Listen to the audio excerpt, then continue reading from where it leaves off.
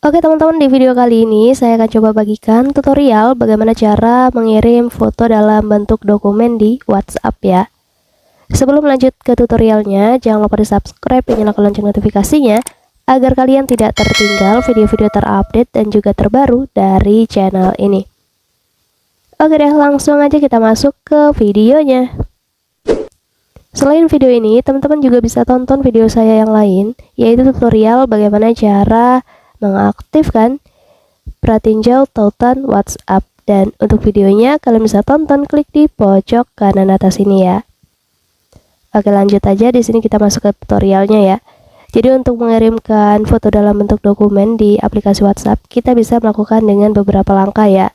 Yang pertama, di sini kita buka aja dulu aplikasi WhatsApp-nya. Lalu nanti kalian pilih aja salah satu kontak yang akan kalian jadikan akun penerima ya dari foto yang ingin kalian kirimkan. Kemudian kalian bisa langsung cari file foto yang kalian ingin kirim dulu ya. Caranya kalian bisa langsung ketuk di icon klip kertas itu. Kemudian di sini kalian pilih aja yang kategori dokumen ini ya. Nah, di sini kalian bisa langsung klik aja di bagian pilih dari galeri. Kemudian kalian bisa pilih fotonya ya di sini. Kalau sudah seperti ini, kalian bisa tambahkan keterangan jika ingin menambahkan.